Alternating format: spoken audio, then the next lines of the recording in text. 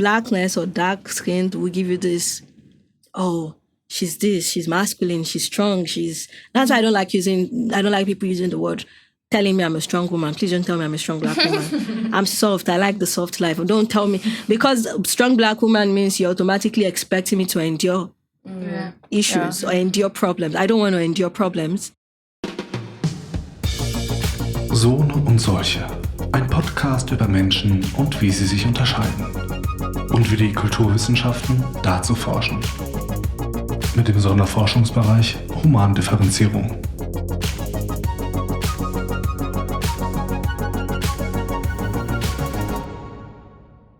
Hallo und herzlich willkommen zu Sohne und Solche. Hello and welcome to Sohne und Solche, this time without Christian and Tamara, as we have recorded this and next month's episode in Nigeria, which is why we are also talking English. This episode is about skin tone differentiation. Marion Grimberg and I were in Lagos in October and November 2024 and did a project week on this topic. This podcast episode was created as part of our Women's Workshop on Skin Health and Skin Tone Discrimination in Nigeria. It includes a classic interview with a scientist, in this case two scientists, Marion Grimberg and Olabankes PhD, an interview with the Dermatologist Dr. Cole-Adeife, as well as a couple of shorter interviews with our participants. The topic of skin tone differentiation also includes colorism and racism. Olabankes is also talking about a few of her personal experiences. And for our German listeners, the word race comes up quite a bit. Please note we are always talking about race as a social, not a biological construct. Welcome, Marion, Olabankes. We have a special episode today because, once again, it's in English, so sorry for our German listeners. Because we are actually in Nigeria right now. We're doing a project week with the Goethe Institute called Melanin Matters. But first, I would like to ask the two of you if you could introduce yourselves. Okay, my name is Olabankes PhD. I am from Nigeria, and I'm a fourth-year PhD candidate in performance studies at Northwestern University, Evanston, Illinois, USA. And I am researching colorism and skin tone discrimination in the Nigerian entertainment industry. I'm Marion Grimberg. I'm also a fourth-year PhD student. The fourth year has just started. I'm an anthropology or ethnology PhD student at the Institute of African Studies and Anthropology at the University of Mainz in Germany, and at the collaborative research center called Human Differentiation, also in Mainz. My research is on the meanings and values that people associate with skin tones in Nigeria. It's on differentiating people based on skin tone. So how people put each other in categories based on skin tones in Nigeria and also within the Black community in Germany. What experiences do they have? Yes, so looking at skin tones, I also look a lot at skin care because there's a trend of skin lightening in Nigeria. So part of my research is also looking at skin care, skin lightening, and their consequences. So that the people back home understand why we are actually in Nigeria right now. Would you like to tell people what was the idea behind our project week and why we're doing it?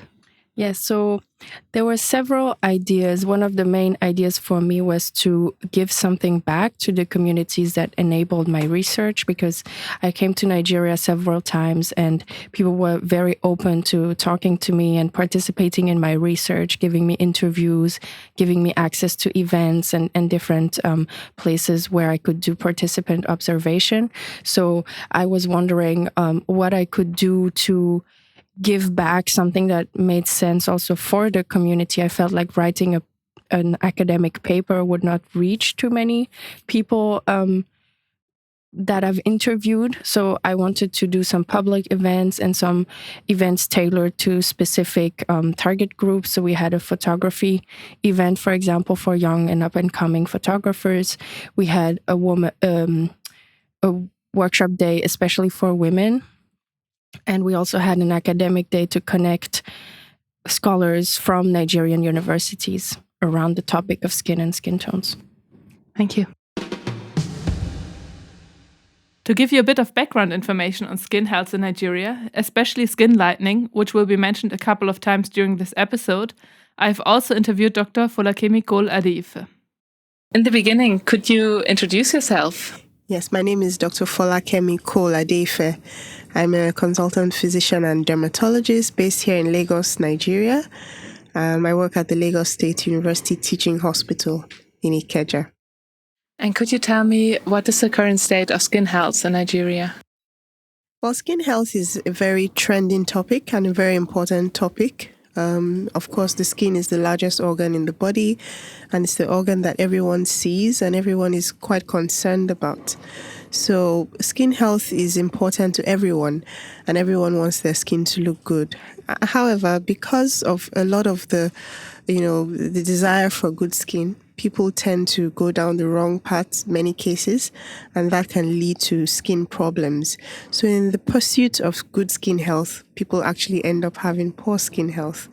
And that can, be due to some of the choices they make about their skin care. Using the right or wrong skincare products can lead to skin issues. And of course, there are skin diseases that occur whether or not that they're independent of the skincare products that people use, and people have no control over those kind of skin problems or skin diseases. So we have some that are, I would say iatrogenic or created by, choices or lifestyle or skincare choices.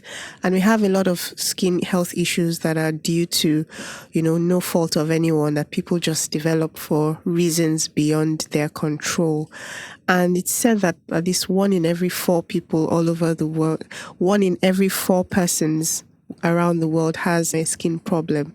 And I think it's the same in this part of the world as well. Although we have some skin problems that are peculiar to us as dark skinned or African people that we see, quite often, that may not be seen in other parts of the world as well. What are those?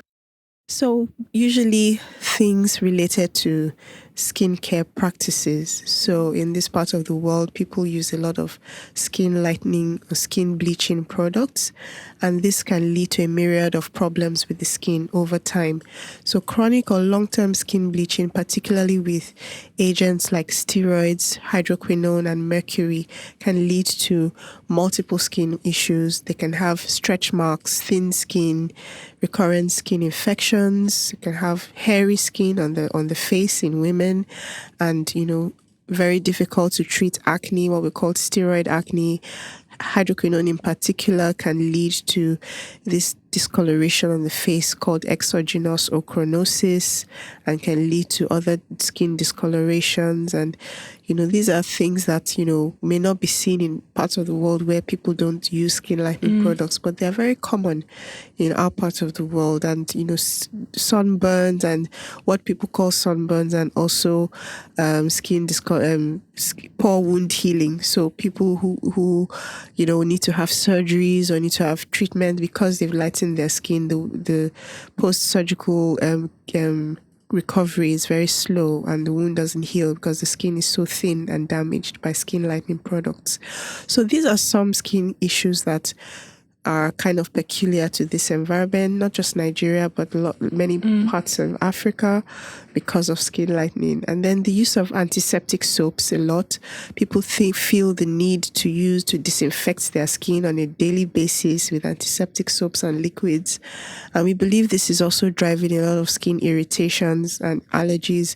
It also can lead to an increased overgrowth of abnormal bacteria on the skin, and also fungi. So fungal skin infections, while people think they're actually treating them with these antiseptic agents, they're actually promoting the growth of fungi on the skin, because most of these antiseptic agents focus on killing bacteria, and they kill off the healthy, good bacteria on the skin. So we see a lot of fungal skin infections in our environment as well. Then people use a lot of steroid creams, which they buy over the counter.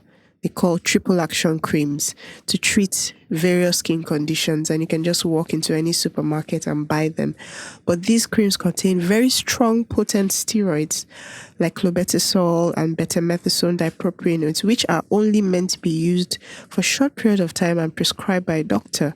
But you have people using them every day on a daily basis as their body creams, or just using them for things that they're not supposed to be using them for. And this causes a lot of issues with the skin. We're seeing cases of difficult to treat fungal infections and other kinds of problems coming as a result of the use of these steroid creams. Mm-hmm. And do you know why people make these mistakes? Is there just no information available, or? Yeah, I think it's low levels of information. I think it's ignorance. I also think it's marketing on the sides of the people who produce these products. So they are marketed as cure for all. Some people market them as a treatment for acne when they are not.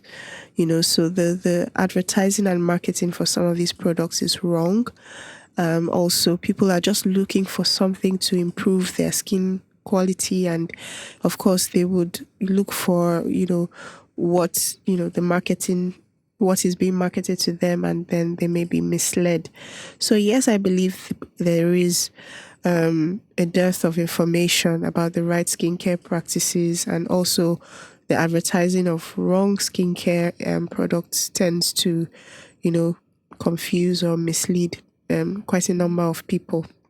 And I think, as a German person, I'm used to there being a lot of regulations on stuff that I put straight on my body. Yes. So I assume that is also a difference in Nigeria. Unfortunately, I think our regulatory bodies need to do a bit more work to ensure that skincare products are better or more strictly regulated. There are a lot of things that are permissible in the market that, as dermatologists and as researchers, we have actually tried to reach out and say these shouldn't be allowed for, over-the-counter use. Most countries, you can't buy clobetasol, without a prescription. It's a drug. It's not a body cream. But Nigeria, it's registered as a beauty treatment. And so people are able to sell clobetasol propionate, which is the strongest steroid, as a beauty treatment. And of course, people will market it that way and buy it. So I think our regulatory bodies need to do a lot more to engage the experts and see, okay, how can we improve the regulation of skincare products to reduce some of the burden of skin diseases and skin concerns that some of these products are causing, and that we're hopeful that that can happen sooner than later. Yeah, and the people who come to you with side effects from skin lightening, do they tell you why they lighten their skin in the first place? Well, yes, some do. Some have different reasons. For some people, they're trying to treat a skin concern. In many cases, it starts with, I want to treat these dark spots I have on my face. I have acne, and I was left with dark spots, and I want to treat them. So they go to the supermarket and someone recommends a lightening cream, with the aim of treating the dark spots. And unfortunately, it just worsens it. And, there's that vicious cycle. They go back, they give them something else, also lightening. And so they keep using different lightening products. So usually that happens. In other cases, some people just feel that they want to be lighter than their normal tone. They associate being lighter with being more beautiful or being more attractive. And so they look for creams that will slightly lighten their skin color, generally. And so a lot of people do that. And of course, there's a lot of marketing. So people market skincare products to people, say, oh, if you're fair skin, you should use this kind of cream. And so they go ahead with that. In some cases, they are not aware that it's a lightening cream. They just feel it's a cream for people who are light skinned. Yeah. So that also happens, And in some cases, it's even the parents buying these creams for their children because they don't want their children to be too dark. So they want their children's complexion, for whatever reason, to be lighter. They say, they just feel when the child was born, the child was light. So they want the child to be the same color for the rest of their life. And that's, of course, is not possible. Most children are in the womb are very light, and as they get older, their color kicks in. Their actual skin tone is very different from what it is at birth. So the mothers are not aware of this, and they think, oh, the child was fair as a baby, so why is the child dark now? And they begin to look for things that can help to lighten the child's skin from a very early age. Unfortunately, most of those things will damage the skin and also the health of that child. So we're seeing a lot of these problems, and we're trying to create more awareness about them and try to educate people, in the public about the dangers of skin lightening and encourage people to embrace their natural skin color, and all colors are beautiful. And with babies, I mean, they are still growing. So Yes. is it also danger that it's not reversible anymore? Well, the thing about the skin is that it's very forgiving. And so in many cases in children, when they stop, the problem goes away. However, there are a few things that are irreversible, like if they were using a steroid cream and they develop stretch marks. I have seen a 9-year-old with stretch marks from creams before. So stretch marks, you don't have any permanent, treatments. Once the stretch marks start, it's very difficult to get rid of them. Yeah. So, things like that cannot be reversed. But other skin issues that they tend to have, a lot of them are reversible in children. Thank God. I would also like to ask, what are some common misconceptions about lighter and darker skin? Well, a lot of people believe that if you have lighter skin, you're more attractive, particularly as women. And people who are darker skin are less attractive. And, I don't think that's true. I think attractiveness really doesn't have anything to do with skin color. And it's more about an individual's perception. Everyone has their own perception of beauty and attractiveness. And so I just feel that societal belief is something that is quite common and is driving skin lightening in our environment. Some people also feel that if you're light skinned, you need to use a different skincare product from a dark skinned person. And most of the people who market skincare products for light or fairer people are usually marketing skin lightening products, So that's another thing that I think people tend to some misinformation or misconception about light skin. Yeah. Yeah, I was in the supermarket with my friend, and we were looking at the creams, and I was really confused because a lot of the lightening creams, they had white people on the packaging. Right. I was like, it's not for white people. You cannot get white with it. So why is that? I think it's a marketing gimmick. So we still have some of the relics of colonialism and Eurocentric standards of beauty kind of ingrained subconsciously in a lot of Africans. And so there is this, I think we generally constantly battle with that desire to kind of look like European so I think it's just a marketing strategy. If you have a white or a very light-skinned person on the packaging, it kind of connotes that the cream can lighten your complexion and make you look like that, but it really can't. It may damage your skin, it may make you look a bit lighter, but it's not going to change you to be a white person. But I think it's just the marketing, and a lot of people fall for it. So I see a lot of Nigerian women, and you ask them, or even men, what are you using as a cream? And they say they're using super white or perfect white or something whitening. I say, but why are you using a whitening cream? You're a dark-skinned person. Are you trying to be white? And they just believe, oh, no, it won't make me white, but at least it will help my skin color to be lighter. I want a lighter skin tone and all that. So we see that quite often. And we try to educate them that your skin color is beautiful the way it is. You don't need to try and whiten it. So people also whiten their skin by accident? A lot of people, I would say, they are not aware that the skin product they're using is a skin bleaching or whitening cream. They seem not to be aware, though sometimes I'm not sure. Are they really not aware, or it's just a selective I would say, selective ignorance, because they say, oh no, they were not aware that, but the cream says on it whitening cream. So I always ask, have you ever seen a cream that says bleaching on it? And I've never seen a cream that says skin bleaching cream. It's usually some other adjective like whitening or lightening or glow or fade.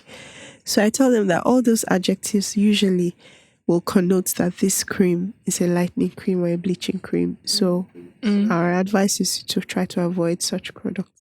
Another thing that I've heard a lot over the last few days was that the lighter skin is more prone to bruising, to accidents, and darker skin would be tougher. So can you tell me what is the story behind that? Well, for lighter skin, naturally lighter skin and darker skin, I don't think the skin color has much to do with it being the sensitivity or the strength of the skin.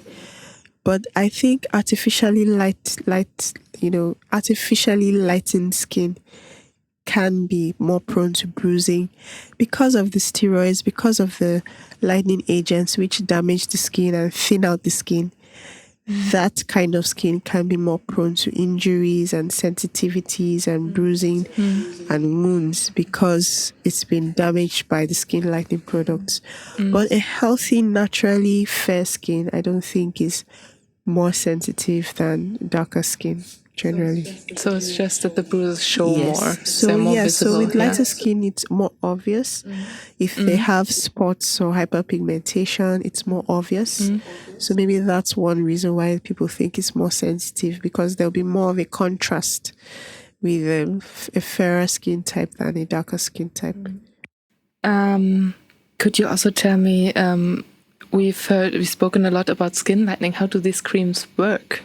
What is happening in the skin? Yes, so a lot of skin lightening products, they inhibit melanin and melanin production.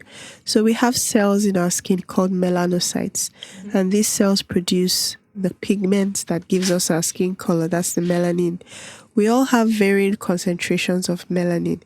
There are two main types of melanin, the eumelanin and pheomelanin. Eumelanin is the dark black and brown melanin, and pheomelanin is more of a reddish pigment. Caucasians tend to have more of pheomelanin than eumelanin, while Africans, dark-skinned Africans, have more of eumelanin than pheomelanin. But they are all produced in the melanocytes. They are both produced in the melanocytes. Now, a lot of these skin lightening products, what they do is they prevent the chemical reaction that leads to the production of melanin. So some of the melanin precursors, are not able to complete the pathway to produce melanin. So there are different enzymes involved. One of the major enzymes involved in the production of melanin is tyrosinase. So a lot of lightening agents are tyrosinase inhibitors. So if tyrosinase does not work, the melanocytes cannot produce melanin, and that's how a lot of them work. Other ones are they act on other enzymes, and some just kill the melanocytes, so they're just toxic to the melanocytes, and the melanocytes are no longer able to produce melanin. So they work in various ways, but the major way in which they work is to prevent the melanocytes from completing the process of making melanin, and so there's a reduction in the amount of melanin deposited in the skin, and this causes a lighter skin tone. Do you see any changes in the trend? Are people bleaching a little bit more or a bit less in the last couple of years? Well, I think up until very recently, people were bleaching a lot more or lightening their skin a lot more.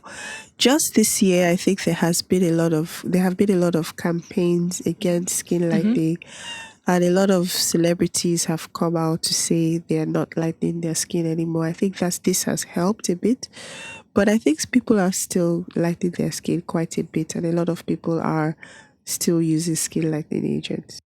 So what would be your hopes for improvement in the Nigerian skin health for the future? So I believe that we need to have a lot more people come out to embracing their natural skin tones. I like the fact that a lot of the media and both social media, television, and other the film industry is becoming more inclusive of people of all skin tones. And I think once people see people that look like them on billboards and in televisions and they're superstars, that desire to be light skinned, or that thinking that it's only if I'm light skinned that I can succeed or be popular or be famous will reduce. And so the desire to be light skinned will also reduce for skin lightening. So I think that would be really helpful to get more people to embrace their natural skin color, to talk about it, and also to have more professionals engage the public about the dangers of skin lightening and talk about good skincare practices. Those things can gradually help to cause a behavioral change, a behavioral shift in the general public, and you have less people using skin lightening products. I'm particularly concerned about mothers lightening their children, and I'm hoping we can reach out to more mothers to educate them on why that is a very bad idea and it can be harmful to the health of their children. So there's a lot more work that needs to be done. As we said, we need more education, we need more mass awareness, we need better regulation of skincare products in the country, and we are hopeful that some of these changes will, produce very good results and reduce the trend of harmful skin lightening in our environment. No, well, I always just tell everybody that they should love their color. All skin colors are beautiful, whether you're ivory white or ebony black or anywhere in between. We are all beautiful, and we should love and embrace whatever skin tone and skin color that we have. I mean, our listeners might be interested in following you on Instagram and TikTok. Would you like to tell me what you're doing there? Yes, so I try to be a skin health advocate on Instagram and on TikTok, on YouTube, and educate people about safe or good skincare and skin health practices. I realize that there isn't enough information from experts, from dermatologists in this part of the world on skin health. And so because that gap is there, you have people feeling it that are not qualified to do so and sometimes give wrong information. So I decided to, try to be a good a skin health advocate or a voice for skin health in my community, in my country. And I try to do videos at least 2 or 3 times every week on various topics, and also counseling against skin lightening and skin bleaching, and also discussing other skin health concerns that are common to our region. Thank you so much. If you're already grabbing your phone to follow at @FullerDermaDoc, you can also follow us at Humandifferenzierung. Everyone's account will be linked in the show notes. But now, let's continue with Marion and Olabanke. So I wanted to start into the topic. I would like to ask you, Olabanke, because before you've been a PhD student, you've been a dancer in Lagos. And can you tell me what your experience were like working as a dark-skinned performer in the entertainment business? So my research was influenced by my personal experience. I usually start with my personal experience as an individual before bringing it to the entertainment industry, because I tend to look at the society I grew up within. And the society I grew up within idolized light skin. As someone who is the darkest in my family of 6, I saw or experienced cases where people told me I wasn't beautiful enough, and I think I embodied that idea that I wasn't beautiful enough for a very long time. And then going to school, I went through my own phases of, skin bleaching, because I saw different girls in the university that I felt like they were really beautiful and I wanted to be like them. And I used to tell people that most times, because I consider myself not as beautiful as those other ladies, I overcompensated by being, trying to be extremely intelligent, being the straight A student, because even if I'm not beautiful, at least I'm intelligent, you understand? And going through my phases of skin bleaching and then experiencing these blemishes, white patches on my body, I realized, no, this wasn't going to, because the idea of me wanting to be beautiful, I wasn't I wasn't getting that. Instead of being beautiful, I was having unnecessary. And I wanted to treat acne and pimples on my face. So that was my excuse to delve into this whole skin bleaching journey. That if you ask me, I'll just say, I'll claim I'm clearing my acne, but I'm not bleaching my skin. So that went on like that. Then I came to Lagos. So I went to University of Ibadan in Ibadan. And then I moved to Lagos in 2017 after my undergrad. But before then, I did an internship in 2015 at a dance school. So that was my introduction to the dance industry in Lagos. So I was here for 3 months doing an internship. And I saw this environment where every single woman I saw was very beautiful. But there was this idea that the lighter skinned were, extremely attractive to men or to other fellow dancers. And people might say jokingly that, oh, we're just joking if we call the lighter skinned women more attractive. It's just a joke. You don't have to take it personal. But I realized that these dark skinned women were embodying this idea that they weren't beautiful enough. And I saw that they were extremely talented. They could dance. They were those people I looked up to, that if this person was actually light skinned, she would have gone far in her career. But she was still where I thought she shouldn't be as a dancer. But I didn't really take it as anything serious. Then I went back to school, completed my undergrad, and came back to Lagos. And it was still the same issue, that the darker skinned women that I thought would have gone really far, would have progressed really far in their career, were still a bit stagnated. They were still taking gigs that I felt like they deserved better than.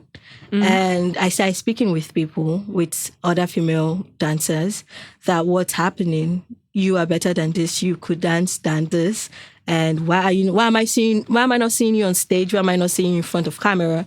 And some of the excuses I got were, not excuses, some of the things they said were, they really don't get gigs because the producers or the talent managers or the casting directors rather, would prefer a lighter skinned person because of marketability, or because if it's a video production, the editing process for a darker skinned person is, excruciating. They need more light, they need more resources. So if they could do that with a lighter skinned person without having to put in intense labor, then they would go for the lighter skinned women.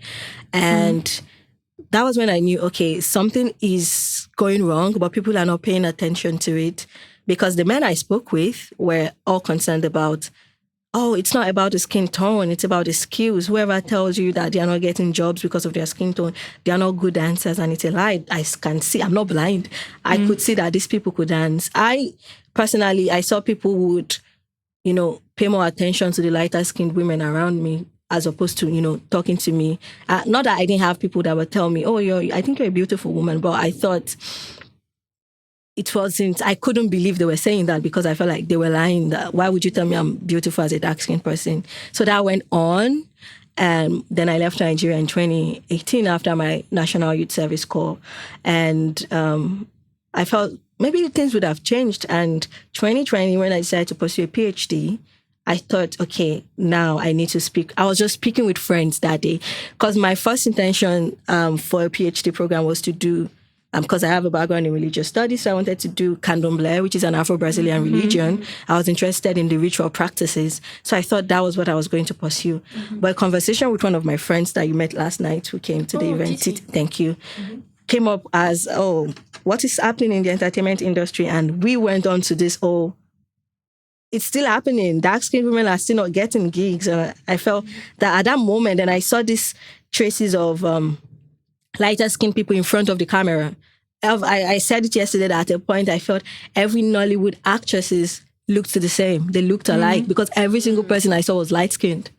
And that made me feel this is a topic I need to talk about, but I was really scared because nobody was talking about it until Valinaya's Skin documentary and then meeting Marion. But I think those experiences are those things that influenced my decision to say, this is the topic I want to talk about, colorism in Nigeria, even though people don't believe there's anything like skin tone discrimination because of the diverse ethnic groups. So that's like my entrance into this conversation. I think the documentary that you mentioned, we can also link that in the show notes, so if anybody's interested. You have also lived in many other places than Nigeria. I think you were in Europe and in America. was the experience of colorism different in those places? I think for Europe, so I lived in Norway, France, Hungary, and London for my first master's. And I would say what I thought I didn't experience was colorism, but instead racism. There was this intense discrimination against, Black people, especially like Africans. Not even migrants now, but Africans. And the darker your skin shade is, the more whatever you get, like the more racist experiences you get, because they still consider that if you're light-skinned but you're Africans, you're still closer to whiteness. So I experienced that. And I had other friends who were Indians, but they were light-skinned Indians, and would all work together, but would feel that people were paying more attention to them, even though my friend told me that she was experiencing discrimination as an Indian, but it was subtle. And I can never forget this experience. I was on the tram in France, and I just got into the tram. I was living in Clermont-Ferrand then, and sent me coming back from school. Let me go downtown, go get something. And I was on this tram, and I got in. Then there were no spaces for people to sit, and I just took my bag to people. Could you believe that nobody sat close to me, and I had 3 empty seats right next to me? All through the journey, it was like a 20-something minutes journey from where I was leaving to downtown. Nobody sat close to me. I went to Hungary. There were different catcalling. Like, it was a racist catcalling, not a catcalling that I admire this lady, but more like, oh, Africans, barbarians, what are you doing in our country, blah, blah, blah. I'm also very curious because you're studying colorism and you're studying skin tone differentiation. So what is the difference?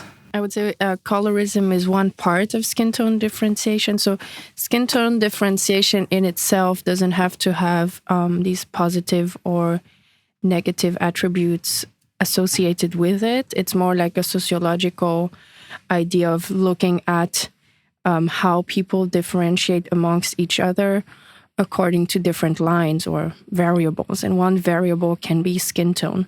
And I'm not saying it's good or bad. I'm looking at, okay, what are people doing? And in what instances does it become a discrimination? In what instances, do people link different categories together? Like, for example, skin tone and gender. So if someone now thinks that light skin is feminine, what are the consequences of that? Or if someone believes that light skin tone is a sign of being wealthy, what are the consequences of that? So the consequences can definitely be discrimination. Yes, I would say colorism is one form of skin tone differentiation. Would you want to add something? Yeah. So I love the idea that you're looking at skin tone differentiation as, no, I don't want to say as opposed to colorism, because they're still, they're extremely intertwined. And colorism is the definition by Alice Walker, prejudicial or preferential treatment of same race people based solely on their color. So this is something happening within the race. She started with the Black race and spoke about why was the lighter skinned Black women considered better, intelligent, attractive than the darker skinned, because they feel that the darker skinned women are treated badly. So colorism is mostly, maybe not, but I'll still say the differentiation, because it talks about the fact that when you consider someone lighter because of their proximity to whiteness, it means if a white person is intelligent, superior, godly, morally upright, it means whoever can ascribe some form of whiteness to themselves can enjoy those privileges of. So yeah, I think they're intertwined. I don't know how to separate, which is why I'm really curious about your research and hoping to think more about how you're approaching skin tone differentiation. Yeah. Because I've never heard that phrase skin tone differentiation before until when I met you. Because it has always been like skin tone discrimination. Yeah. So differentiation can be positive or negative, like you said. Or neutral. Or neutral. Well, discrimination is, yes, somebody is marginalized. So like if a makeup brand just makes different foundations for different skin tones, that is neutral, I would say. Because you're curious about researching and seeing what's happening there. Yeah. But if you're thinking about discrimination, somebody is segregated from something. Yeah. So I think in Hirschauer's theory of human differentiation, there's asymmetric differentiation. So asymmetric, I mean, I hope I'm not I'm not wrong, quoting him wrong. We can ask him. Yeah, I can go back into the paper later, but basically asymmetric would be when then the categories don't have the same, are not assigned the same value. So one group will say, we are the good group, the other one is the bad group. So that's asymmetric. It's not on the same level. So colorism, I would say, is a form of asymmetric differentiation. Okay. Yeah. But then, what theory is that? That's a human differentiation by Stefan Hirschauer, who is the speaker of our interdisciplinary research group. Yes. So what I would like to add to what you said, you mentioned racism, and I think that's very important. In the end, colorism is not just like one form of human differentiation. It's also it kind of goes beyond the limits of skin tone differentiation because there is this racism aspect as well. So I would say, it's important also for my research not to leave that out, this racism part. But the idea of looking at skin tone differentiation was also to look at skin tone beyond race and racist ideas or limits, to see what else is ascribed to skin tone, so that it doesn't limit our view, so that we can be open to seeing, sometimes it's about class, sometimes it's about femininity or gender, sometimes it's about ethnicity, that people ascribe ethnicity to certain skin tones. So we don't want to lose the racism, we don't want to make it out of sight, but we want to take a step back and be like, is there something apart from racism, is there something else that we can look at? But what you're saying now is making me think, which is a question I feel like I would have asked you regardless in the course of our ongoing conversation. So when you're thinking about human differentiation, and because you brought up the issue of race, so are you looking at human differentiation within a particular race? Are you looking at human differentiation within a diverse race? Like, if I want to focus on the Black community, then I'm looking at this differentiation within the Black community, or the Latino community, or the Asian community, because I don't know how you want to compare or put side by side if you're looking at different race. Because looking at a particular race means you can get different information. You can get a concrete information, as opposed to, because you can't compare a mango to an apple. It's always going to be you can't say I'm looking for differentiation in Black community and comparing it to Asian or Chinese, Asian community or the Mexican community. So are you like focusing on a particular, Yes, so for my PhD, I'm focusing on, there were two things that I was focusing on. The first half of my research was in Germany, so I was looking at the Black community in Germany and interviewing people there to see what their experiences were based on their skin tone. And there we saw that the differentiation or the categorization that they experienced was mostly race. But then, like you said, from your own experiences, the darker the person, the stronger the discrimination. And one of my informants explained it also, like you said, with the, they see a closer proximity to whiteness when Europeans look at a lighter skinned or mixed race Black person. And that, this person said that she felt like they could relate more to this person, whereas the darker person would be more foreign to them. So there was colorism and skin tone differentiation, but it was always within that spectrum of assigning someone to a different race. So that was one part of my research, looking at a wide dominated context. And now the second part was in Nigeria, looking at a more melanated context with, I feel like the understanding of Nigerians that Nigerians have is that Nigerians are Black. That is it. Yeah. So some people who were now mixed race or lighter skin sometimes felt like their Nigerianness was being put in question. Yeah. So there was a tiny bit of race aspects in that part of my research, but it was mostly the inter-race aspects. And speaking of interracial aspects, I wanted to ask you, you quoted Alice Walker with her definition of colorism.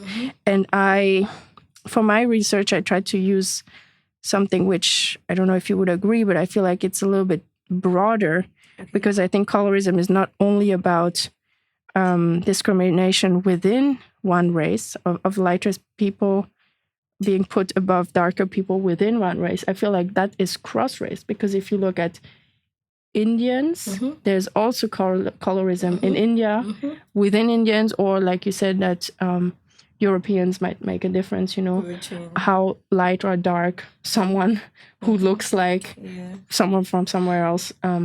I am someone who subscribes to this school of thought that theories can be updated, definitions can be updated. Alice Walker wrote that within a Black context, the Black American context, and what they were going through.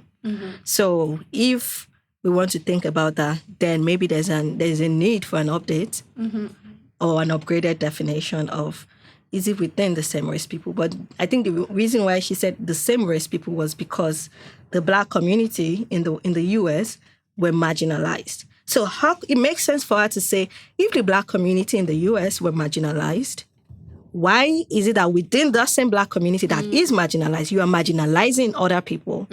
Which, because she wrote it within the whole context of the civil rights movement. Yes. So I think the book is 1982 or 1983.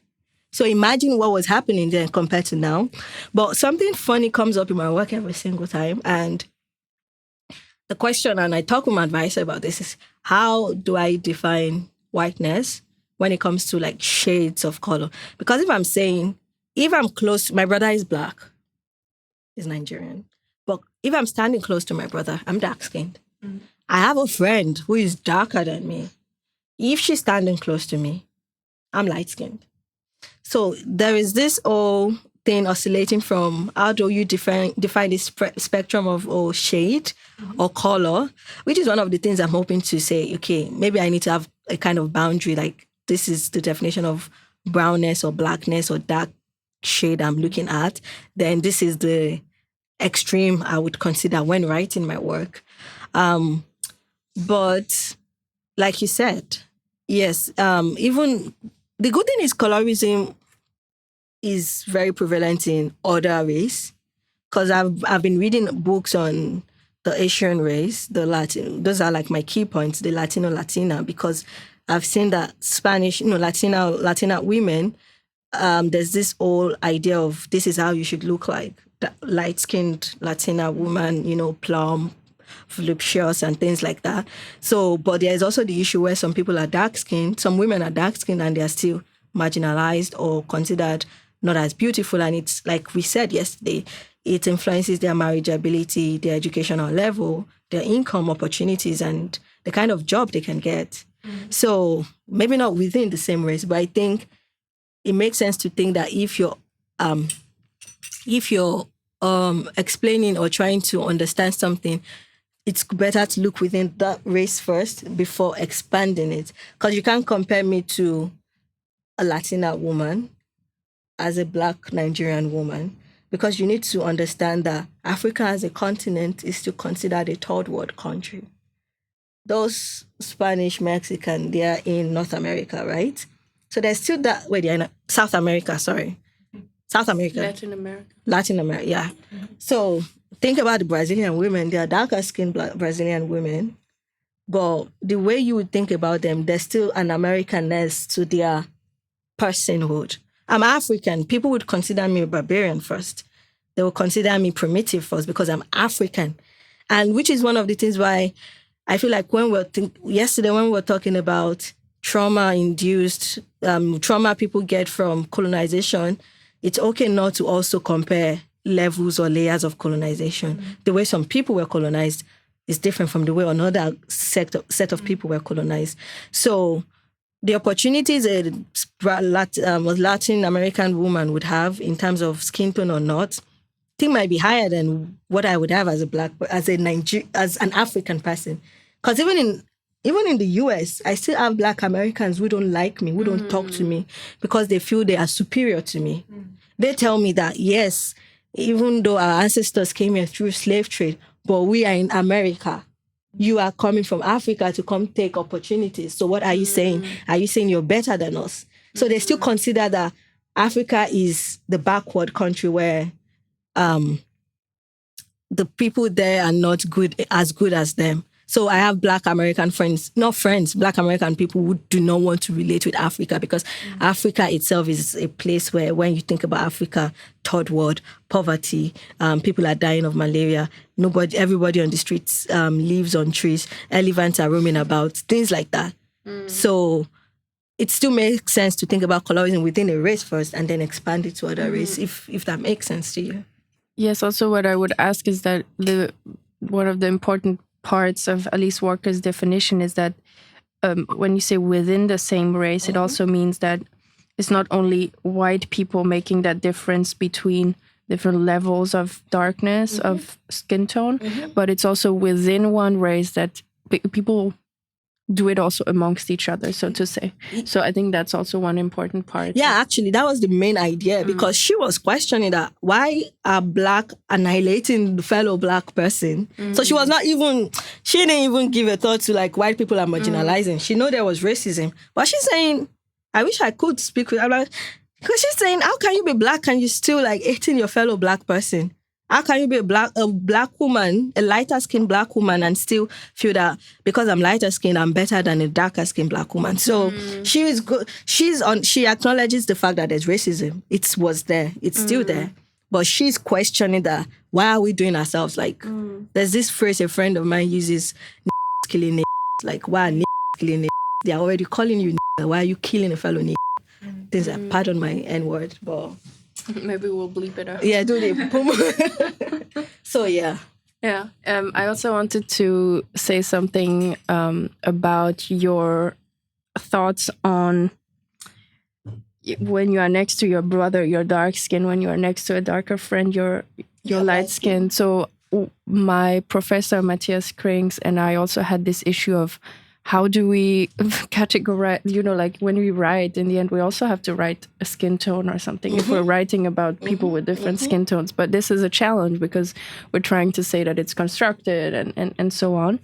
And yeah, we felt like skin tone is indeed relational. So that's something that I also saw in interviews and in situations in Nigeria. Sometimes some people in a specific context are considered as dark. There was one informant who was called Blackie or the dark one or the other one as a kid growing up in Eastern Nigeria, and then she came to Lagos and all of a sudden everyone called her light-skinned.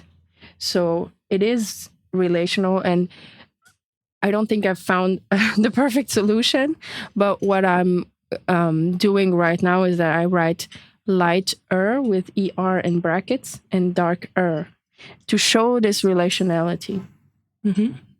I'm also curious because we're talking about light skin and dark skin, but it's like a huge spectrum of skin tones. Are there only these two categories, or what other words are people using to describe skin? I think that's the academic challenge I'm currently facing, that what other words can come up. Because one thing my professor was asking me is, besides talking about skin tone, skin lightening, skin brightening, skin whitening, she's concerned about what are those words other Nigerians are using, like glowing. What was that one they said yesterday? Toning, things like that. For which I feel like your idea of putting ER in bracket is really smart. That way you can say it's relative or subjective to whoever is reading, whoever is writing, or whoever is, taking in the information. For now, I don't think I've found a way to explain either dark-skinned or light-skinned, or darker-skinned or lighter-skinned. I think those are still the words I'm using.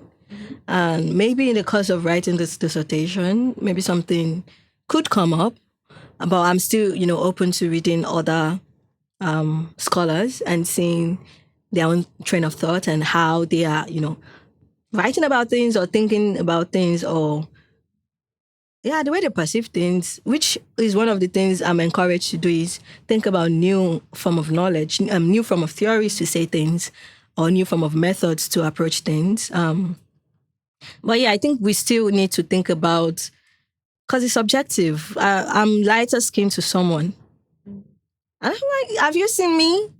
I know someone called me caramel. I was like, are you sure I am? Am I? The person said, yeah, you have the color of caramel. And I had to Google, what is the original color of caramel? But because I look at them and they say, you're light skinned, how can I be light skinned where all my life, from my 20-something years I've lived on Earth, it's me being the darker skinned person in the room. And now you're telling me, oh, you're light skinned, what cream are you using? I'm like, bro, I'm not using anything. So I think in the course of writing this thing, or in the course of engaging in this colorism conversation, maybe there are new ways to talk about things. Yeah, yesterday during the women's workshop, we also asked this question of, is there only light and dark? And is that satisfying to categorize people into only those two categories? Because for me, my experience being here in Nigeria, so many people for me were kind of in the middle. So I had to ask other people like, so are people saying you're light skinned or dark skinned? Because I couldn't really tell. So for some people, their skin tone is in the middle for me. So I didn't know if I should say middle toned. I was like, that's weird. And then yesterday we talked about caramel. Okay. So in Europe, using food terms to talk about Black people's skin is very problematic. So I don't know if I can do that. At the same time, it's a local category. So if I explain that this is how people categorize each other here, it might be okay. I don't know. I have to think about it.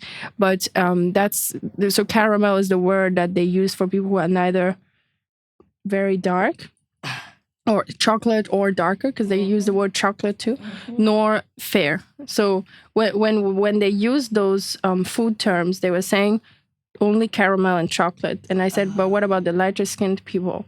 Oh no, they're fair. Oh. So so there are two categories plus fair. Oh. Yeah, so caramel is kind of this in-between shade. And I know that. I don't know yet if I will use it, but... So I think this whole idea of who is who, what color is this person, is it's subjective. We need to also think about the context within which we're having this conversation. Because I've never had any issue with anyone using a food term to describe me, actually. I shouldn't lie. The first time someone told me caramel, I was happy. Because like, oh, this person thinks I'm good enough to be caramel. Maybe it's my self-esteem that should be questioned at that time. But I think one thing we need to also bring is the positionality of who is asking this question, who is being asked, where are they asking this question, and the kind of cultural norms or cultural values within that context. And about the word caramel, I don't know if all our listeners understood why I said it's usually, criticized when in Europe people call Black people words that have to do with food. So I just want to explain that. So the idea is that using food to describe someone from Africa or just generally a Black person is seen as often exoticizing, like chocolate as an exotic fruit, or also like objectifying because it's reducing a person to something you can eat. Okay. Yeah, so I think that's the idea behind finding it problematic to use words like caramel or chocolate, especially because white people are then usually not called vanilla or white chocolate or something like that. So it just to call some white so I think here yes, but here there's also not this stigma around using chocolate or caramel. So I think in Europe it's like an exoticizing and objectifying thing. But here, if you use it here, people don't care. People don't care. Yeah, because also so what people said is that but chocolate is sweet. Yeah, so caramel is sweet. So it's it's more endearing, and it's also looking at, okay, what's the color of dark chocolate? What's the color of caramel? Just like this very visual comparison of this word fits this skin tone. I think the reason why people don't also care here, like in maybe like African countries or in Nigeria, about you comparing them to the color of a food. So far, don't forget that it's sweet. People like it. It's something people can endure. And people don't mind, because imagine you've been calling me all my life, Yadudu, which is a black woman or a black lady or whatever, blackie, coke face, coke body, no, coke color, whatever. And you've been calling me those derogatory words over time. And I meet you and you say, oh, I love your skin. It looks like caramel. What do you think I'll feel?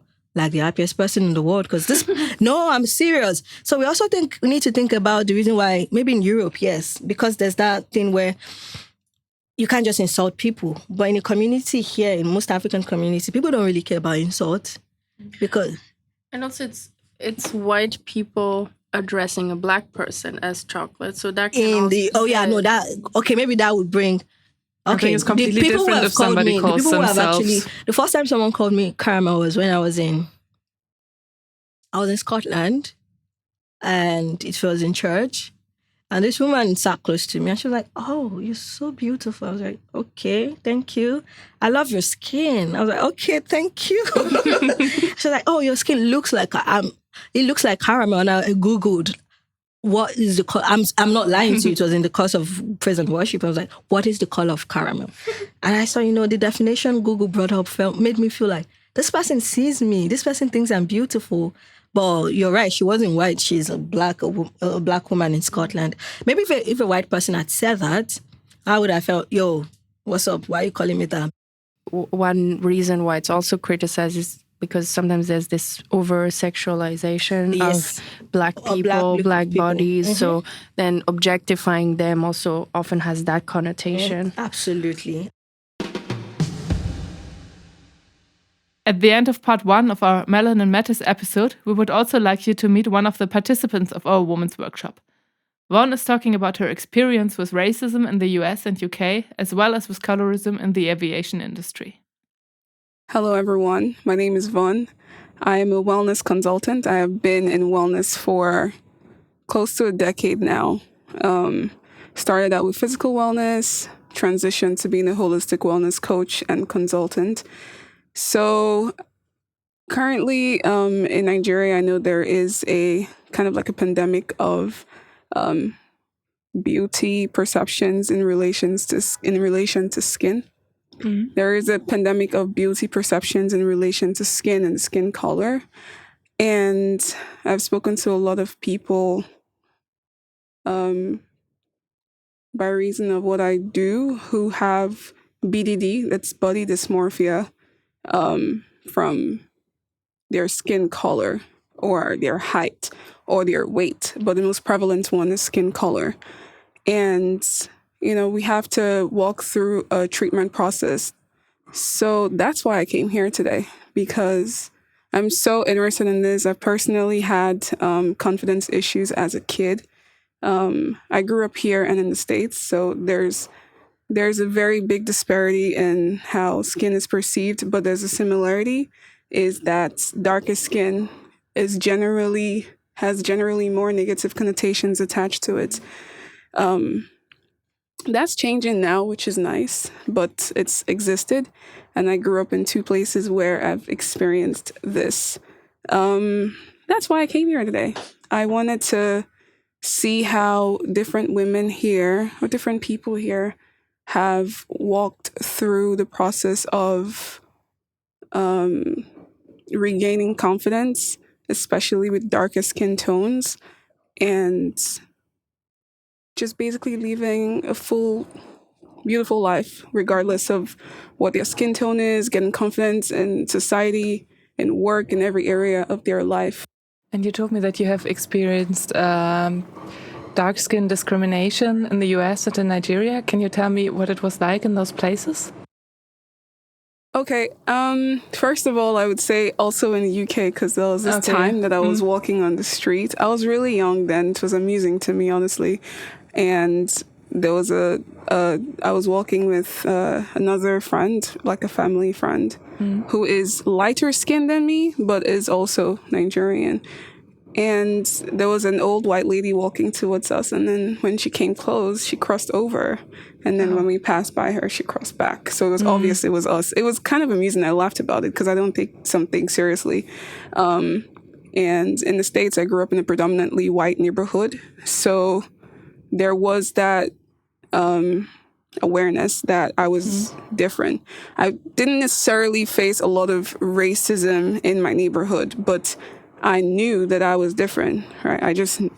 It's something that from the way people talk about your hair or other physical properties, you just know. Yeah. Here, it's crazy here actually, because it should be the opposite, because there's more dark-skinned people here and you're more alike than elsewhere. But there is a level of, I was a flight attendant in Nigeria. Actually, I used to work with an airline, which is no longer functioning, and then I flew private. In the two places, in the two companies, light-skinned women in the aviation industry have had higher preference. Now, I'm not really dark-skinned. I'm somewhere in the middle. People say I'm caramel. So there's also, people would also classify me as maybe good looking. So it wasn't so hard for me I've not really faced that, but I've observed that it's a thing where light skinned or lighter brown skin tones are more preferred in the aviation industry as flight attendants anyway. Flying private, that exists as well. That exists as well in the private aviation industry.